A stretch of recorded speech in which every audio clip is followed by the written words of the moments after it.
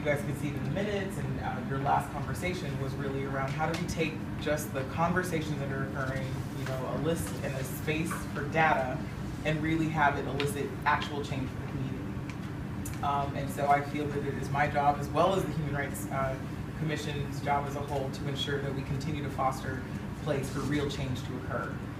I don't think we in the nation, in our space here in the nation, I heard, I think Krebs, you maybe mentioned it once, and we were in a meeting, and we always have really great exchanges that don't always mean that we agree with each other, but I think we have exchanges where we're able to have a conversation. Someone mentioned, well, you know, Portland is not in a crisis right now. It's not like Baltimore, it's not like Ferguson. And I think to say that is accurate. There's not riots right now happening. There's not, you know, we're not all responding to something that's happening right now, but we are but one incident from that. And because of that, I don't believe that we can continue to come around tables and rooms and talk about, is there a problem with data? Right? There's no question that there's a problem. There's no question that there's a problem regardless of seeing the data. The data simply tells us that what we've seen, what we've felt, what we're hearing everywhere else, the crises that are occurring are in fact there, and they're even more so, as we're hearing, they're deeper than what we even know. The data that we see shows that there are disparities, yet we know that there's more data that we don't even have that will probably just expand upon those disparities. And again, what you're seeing and feeling in other communities is a symptom of issues that are much deeper. And I really appreciate being here today, hearing from Lieutenant Graham, Assistant Chief Krebs, and community members what they're feeling about this. I think the CPRC as a whole has continued to be a location where community members can come and offer their perspective. I think it also is a place where experts can come to the table and hear the perspective of community members. While we have experts who are here who are analysts, you are able to take the values and the concerns that community members have, and then understand, is it a box, is it a field, what are we adding, what do we need to get, that we can't tell you what it looks like. But community members can come and continue to come to a place where we can offer our perspective.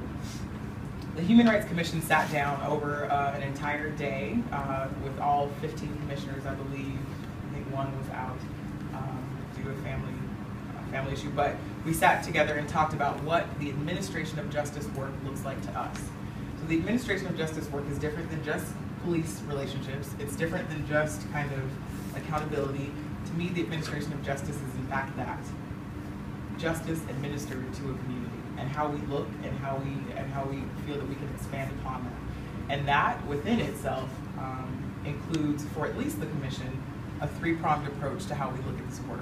And that does include not only policy level work, and so what is mere conversation? What does it actually mean? What does it mean not just to community members, but what does it mean to you as well? If you're confused about it, imagine people who don't do it and who have no clue if you stop me for a good reason or not.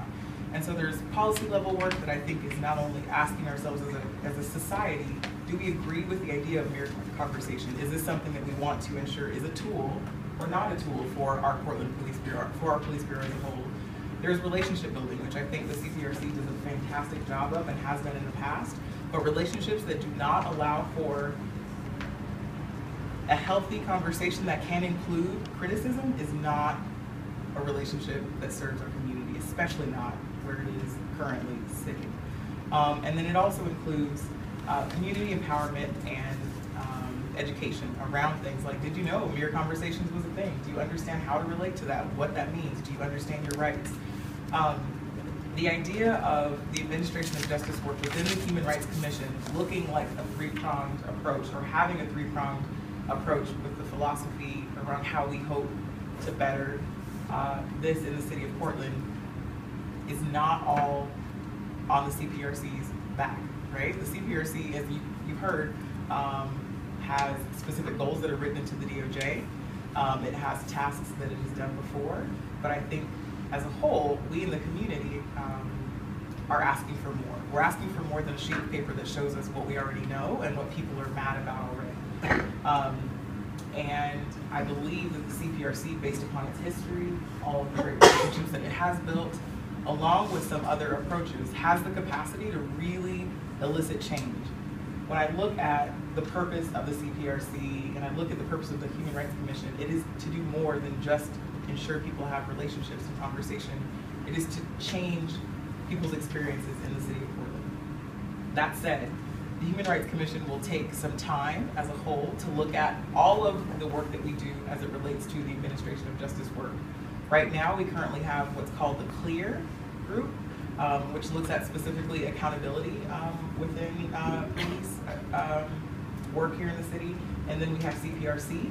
There's also the work of COAB, and so Emmanuel, who's no longer here, serves on the COAB, and that is also an action item within the Human Rights Commission and how we engage and what that looks like for the COAB itself.